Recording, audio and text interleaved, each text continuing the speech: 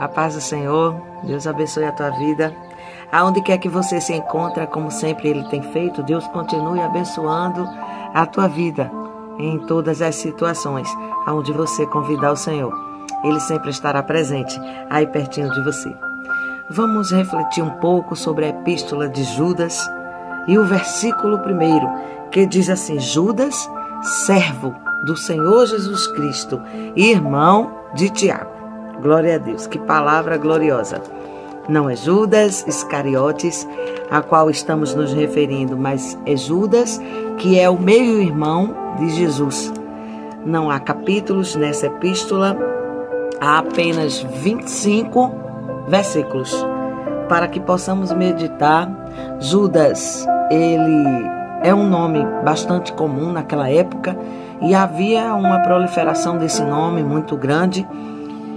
E esse aqui é Judas, o irmão de Jesus. Ele escreve esta epístola.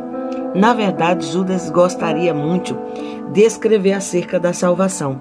A salvação dos novos cristãos, a salvação que há em Cristo Jesus. Mas ele começa essa epístola de uma forma magnífica. Ele diz, ele poderia chegar e dizer: olha, eu sou o irmão do mestre, sou eu. Então escreve aí o que eu estou colocando nas minhas palavras, porque eu quero escrever bastante, eu quero fazer uma narrativa longa acerca do que eu penso sobre a salvação. Mas Judas chega de uma forma simples e humilde, e de uma forma simplória, de uma forma bastante resumida, ele lança em 25 versículos aquilo que Deus coloca, o próprio Deus coloca no seu coração. E ele vai dizendo: olha, eu sou, primeira coisa, eu sou servo. Ele não está usando o nome de Jesus para se promover, para ficar conhecido, para adquirir prestígio, para fazer com que outras pessoas simplesmente venham ler a sua epístola só por ele ser irmão de Jesus. E ele coloca assim: eu sou servo do Senhor Jesus Cristo. Sou irmão de Tiago. Por que ele é meio irmão de Jesus? Porque Maria vai ter Jesus de uma forma virginal, e ele é o Filho de Deus, mas é a criança, o menino de Maria. Então ele é filho de Maria através da obra do Espírito Santo do Senhor, nosso Deus Todo-Poderoso. E Tiago e Judas e os demais irmãos, eles foram filhos de Maria e José. Então, eles são filhos da mesma mãe, mas não do mesmo pai. Então, por isso ser irmão de Jesus. E ele chega dizendo: eu sou servo dele. Porque quando Jesus começa o seu ministério, Jesus era um destaque dentro da sua casa, mesmo sem querer, humilde como ele se colocava. Mas ele era um destaque, ele se via como menino, se via como humano, mas tudo que Deus faz é perfeito. E os irmãos dele cresceram com uma certa rejeição, um certo exclusão acerca de Jesus. E aqui Judas reconhece: eu sou servo dele. Porque já teria passado as angústias, as tristezas, já teria passado acerca da vida de Cristo, aquilo que os seus irmãos pensavam dele, e achavam que ele só queria aparecer, mas depois eles entendem que Jesus verdadeiramente é o Filho de Deus, e ajuda Cristo neste momento maravilhoso de levar o seu reino adiante. Então ele vai dizendo: eu sou Judas, eu sou servo de Jesus Cristo, sou irmão de Tiago, aquele mesmo que vos escreveu também. Então ele vai se colocando em uma humildade e ele vai endereçando esta carta. A primeira coisa que ele faz é dar as saudações a quem ele está interessado a escrever, ou seja, a igreja do Senhor, aqueles que são guardados em Cristo. Então, ele vai colocando-se primeiro em uma saudação. Depois ele vai alertando sobre os falsos mestres. Saudação 1 e 2, palavra de Judas. 3 até 4, ele vai alertando sobre os falsos mestres. Do 5º, do versículo 5 até então, o versículo 16, ele vai anunciando os castigos dos injustos e daqueles que viram as costas para Deus. Do 17 até o 23, ele vem dando a bênção, a profecia apostólica da parte do Senhor. E o 24 e o 25 ele vem distribuindo em uma doxologia, finalizando a sua carta, utilizando sempre uma linguagem com um tríplice exemplo, uma tríplice indicação do que ele quer falar. Desta forma, Judas se faz mais claro em relação ao que ele quer deixar para a igreja e para nós hoje. Então, ele vem se colocando dizendo, olha, eu sei para quem eu estou escrevendo. Para quem eu estou escrevendo são para aqueles que estão guardados em Cristo Jesus, o Senhor. Eu estou escrevendo para aqueles que estão aptos a ouvirem e a aplicarem a palavra do Mestre. E ainda digo mais, amados meus, no versículo 3, eu não vos queria escrever acerca da diligência que vos escreverei, porque eu queria mesmo falar de salvação, porque salvação é gloriosa. Mas com diligência o Espírito Santo bradou no meu coração e me indicou, me instruiu, reafirmando que eu deveria escrever a vocês acerca da simulação daqueles que vêm em nome de Deus, daqueles que se colocam em nome de Deus, mas que infelizmente eles vêm trazendo uma palavra de uma hipocrisia tamanha. Eles vêm olhando o seu próprio bel prazer.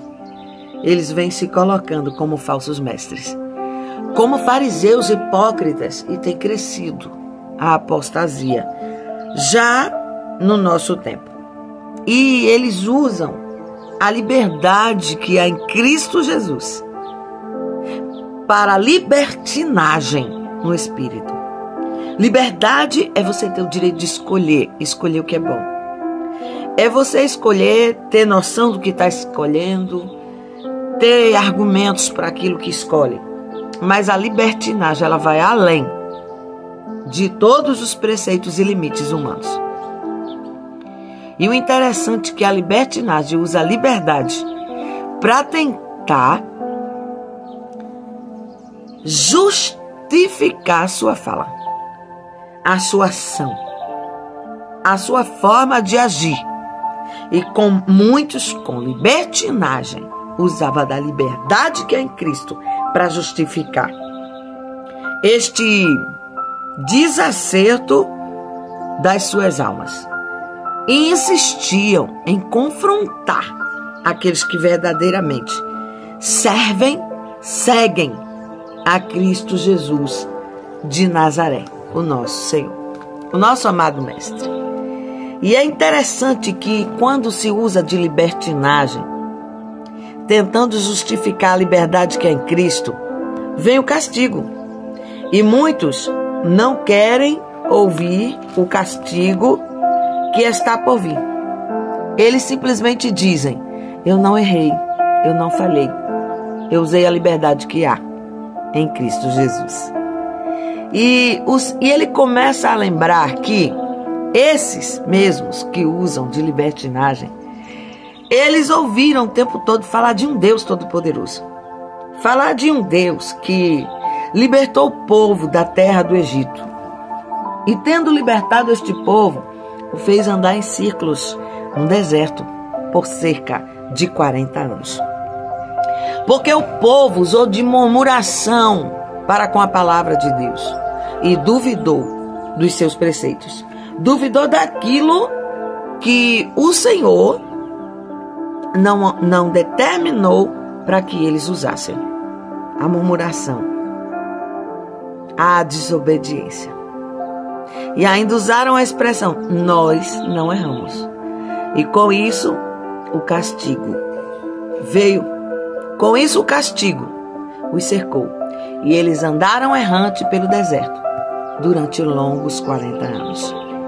E muitos de nós estamos assim.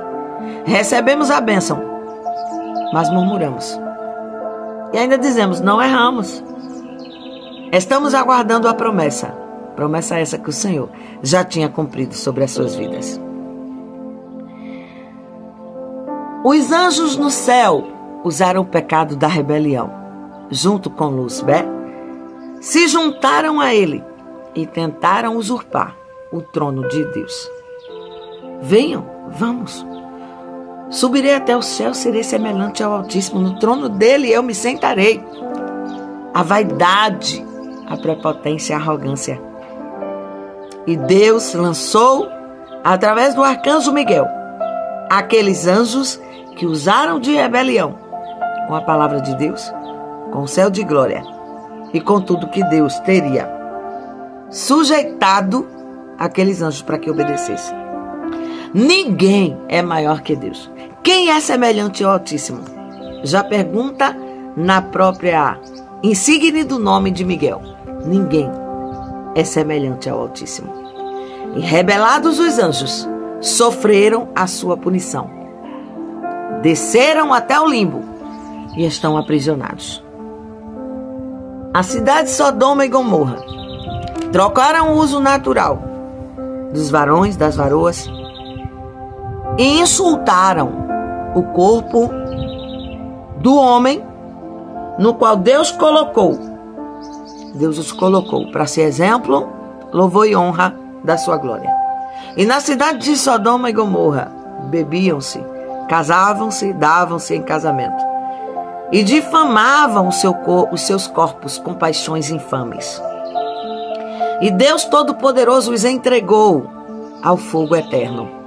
E a carne e a matéria foram queimados e seus espíritos consumidos, porque se rebelaram contra Deus, seguindo as falsas instruções.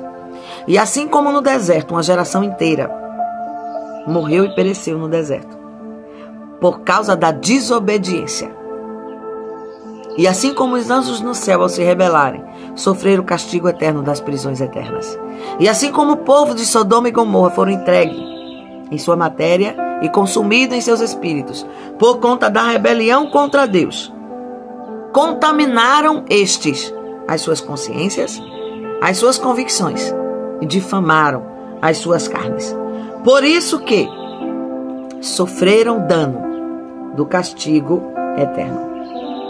A desobediência, o seguir os argumentos de quem não coloca Deus na sua frente, traz um prejuízo tremendo. Traz um prejuízo que o homem não quer sentir na pele, não quer sentir no seu espírito. E muitos batem no peito e dizem assim, mas é a liberdade que é em Cristo Jesus. Eu posso tudo, fazer todas as coisas. E usam a libertinagem para ofuscar ou tentar ofuscar a glória de Deus. E observamos que o arcanjo Miguel, disputando o corpo de Moisés, em uma briga ferrenha, em silêncio, ele se colocava. Enquanto Satanás apontava, xingava, humilhava o arcanjo Miguel. Muitos estão querendo debater, combater, conversar com o inimigo das suas almas. De libertinagem usam para que se propague em forma de merchandising o reino das trevas. Mas o arcanjo Miguel, tendo terminado a batalha acerca do corpo de Moisés, ele simplesmente olha para Satanás e diz: para trás de mim, Satanás, que eu não te conheço. Tentaram infamar. E ele olha para Satanás e diz: o Senhor te repreenda. Ele está dizendo: sai da minha frente. Vencer a batalha. Sem libertinagem, sem argumento, sem debater com você. Porque eu não sou libertino. O Senhor te repreenda. O Senhor te repreenda quando tu tentas ofuscar o brilho de Deus na chamada do escolhido do Senhor. E muitos que procedem sem discernimento querem usar desta liberdade para tentar argumentar e com libertinagem não tem força e nem autoridade para repreender o que vem atacar a igreja do Senhor. E ele coloca como exemplo de falsos mestres. Ele vai se colocando, anunciando: cuidado, não sejais como Caim, que deu uma oferta aleatória, aquele que cria adoração, erguendo o altar ao desleixo. Caim oferta o que sobra, o que acha que Deus vai aceitar. E Deus olha para a oferta dele e olha para a oferta de Abel e aceita a oferta de Abel. Altar consertado, ofertado ao Senhor de uma forma agradável, de uma forma prazerosa. Enquanto Caim usa o que simplesmente ele tem nas mãos. Ergueu um altar de qualquer forma. E é o pai da falsa adoração. E quando ele percebe que Deus não aceita a sua oferta, ele simplesmente mata o seu irmão. Quantos com libertinagem têm matado seu irmão na casa do Senhor? Porque percebe Deus na vida dele. Falso mestre, falso adorador, falso levantador de altar. Ele segue com o segundo exemplo de um falso mestre, um mestre mercenário chamado Balaão. Deus o chamou para ser profeta, mas Balaão quis ganhar dinheiro. E aí ele manda construir, levantar, não ele, mas ele vai lá, faz 1000 altares. E eu vou agora amaldiçoar o povo de Israel, o povo de Deus. Quantos olham para nós e nos amaldiçoam, achando que esta maldição pega? Mas como pode o mundo amaldiçoar o que Deus abençoou? Balaão manda erguer 1000 altares, e de qualquer forma os altares são erguidos. E quando ele levanta as mãos para amaldiçoar Israel, a palavra não sai. E ele sai de uma montanha e vai para outra, levanta as mãos, acende o altar, levanta as mãos e tenta amaldiçoar, porque ele recebeu um bom dinheiro para isso. Balaão se corrompeu e usou o dinheiro para justificar. Profetas mercenários, falsos mestres, querem ganhar dinheiro com a obra, tentando amaldiçoar de forma libertina o que Deus abençoou e restaurou. E chega um momento que ele entende: olha, não dá. Ganhei dinheiro, mas não dá. Como posso eu amaldiçoar quem Deus abençoou? E que a bênção de Deus Todo-Poderoso, ele recaia e continue recaindo sobre o seu povo, nos guardando, nos blindando de uma forma maravilhosa. O terceiro exemplo que Judas usa de falso mestre: vem cá, Corá, Abirão e Datã, mas Corá como líder. Ele olha para Moisés, ele olha para Arão e diz: não é possível. Tanta gente para Deus escolher, vai escolher justamente vocês? Eu não acredito nessa liderança. E o Senhor dá a distinção a Moisés. Convida ele na madrugada, chama ele para a tenda da congregação, porque eu vou mostrar com quem eu estou. E de trás do arraial, a boca da terra se abriu, na frente de todos, e engoliu Corá, toda a sua família, e aqueles que com ele se rebelaram. Falso mestre, queria uma liderança que Deus não tinha posto na sua vida. Invejoso, queria estar no lugar de Moisés, tentando justificar a sua retórica, disposição. Como pode Deus ter escolhido ele? Como pode Deus ter escolhido você? Mas ele escolhe a quem apraz ele escolher. Não é o homem na terra, não é. E ele diz: esses falsos mestres, esses que usam de libertinagem, esses que não querem seguir a minha glória, esses que usam qualquer argumento para enganar, enlaçar, entrelaçar o meu povo nos seus argumentos falsos. São como nuvens sem chuva. São como árvores sem frutos. E a ruína deles breve virá. Uma nuvem sem chuva não tem valia. Uma árvore sem fruto, cheia de galhos, não tem valia. Não há como utilizar-se desses elementos naturais. E Deus diz: o falso mestre, o falso profeta, é semelhante a uma nuvem que passa, a uma árvore seca, sem frutos, sem utilidade alguma. E aí Deus, ele vai, através da sua palavra, usando Judas para escrever: exercerei o juízo sobre esses falsos mestres. E aqueles que se permitirem seguir após eles, o castigo breve virá. Falsos mestres, eles não têm uma palavra fincada na palavra de Cristo, onde Jesus seja o centro. Eles não são cristocêntricos. Eles usam a murmuração, eles usam os descontentamentos, eles gostam de bajuladores, de aduladores. Eles seguem segundo as suas próprias paixões. Os falsos mestres, é perceptível a murmuração que traz nos seus lábios. Eles não gostam de manter Cristo e não usam Cristo como a centralidade da ministração. E de forma insatisfatoriamente, usam de libertinagem para tentar corromper a muitos que estão dentro do arraial de Deus. Insatisfatoriamente pregam e às vezes até usam o nome de Cristo, mas não de uma forma central na mensagem, porque são insatisfeitos. Eles querem o brilho, querem a glória, querem a justificação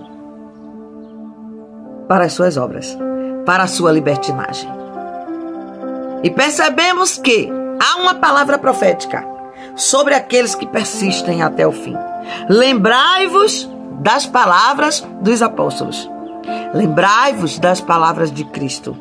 Lembrai-vos do que Cristo nos ordenou. Eu vou para o meu Pai, mas eu voltarei para vos buscar. Portanto, persistam, perseverem, continue na doutrina que eu deixei para os apóstolos e também para vocês. Segui em comunhão com todos no partir do pão, na comunhão, na união, na pregação do Evangelho. Ide, fazer discípulos, porque eu sopro o meu Espírito sobre vós, para que vá e que vós derdes bons frutos. E ele vai dizendo: lembrem-se dos apóstolos. Não seguiram suas paixões. Cristo seria o centro sempre da pregação. Deram a sua vida, doaram o seu corpo, para que o Evangelho da graça continuasse a ser pregado, continuasse a ser anunciado. Judas vai escrevendo acerca dos falsos mestres e dos castigos que envolve aquele que não segue a Cristo. Mas ele endossa as instruções de permanecer em Cristo, de obedecer, seguir a sua lei, seguir o que os profetas continuaram ensinando até o fim dos seus dias. Os apóstolos que não promoveram divisões dentro da igreja, não promoveram distinções, não sensualizaram e empoderaram aqueles que sensualizavam dentro do templo. Eles não eram aqueles que alisavam o pecado. Pelo contrário, denunciava o pecado e nos instruía acerca de guardar o amor de Deus. Amor que é puro, amor que nos leva até Sião Celeste. Amor que para aqueles que permanecerem em Cristo herdarão a bênção do Senhor. E eles vão deixar uma palavra gloriosa: não se contaminem. Não se contaminem com a corrupção do mundo. Não deixem a contaminação entrar nos vossos ouvidos. Não deixem a contaminação dos falsos mestres persuadirem as vossas mentes, mas guardai-vos no amor de Cristo. Sejam revestidos do Espírito Santo, porque Jesus arrebatará uma igreja revestida com fogo, revestida na glória que há em Cristo Jesus. E Ele deixa esse amor maravilhoso, exemplo de amor maior, para que sigamos, para que continuemos professando a fé em Cristo Jesus, porque em breve Ele voltará para buscar aquele que não se contaminou, mas que se resguardou, que se revestiu no amor de Deus. E no final, Judas faz um agradecimento glorioso, usando a doxologia, a paz de Cristo. Por Ele, para Ele e por Ele são todas estas coisas. E ele vai dizendo que o Deus Todo-Poderoso nos guarde do tropeço. A Ele que é único, Salvador, mediador, seja a glória, a majestade, o império soberano, desde agora e para os séculos dos séculos que há de vir. Orar, adorar e permanecer em Cristo. E que a paz do nosso Senhor e Salvador Jesus Cristo, que o amor de Deus e que as divinas consolações do Espírito Santo estejam sobre todos nós, nos guardando da corrupção, nos revestindo no amor de Deus e nos livrando do falso mestre, para que possamos permanecer até o dia da vinda do nosso Senhor e Salvador Jesus Cristo. Deus abençoe a tua vida. Receba o revestimento de Deus e que o amor de Deus te envolva. Amém.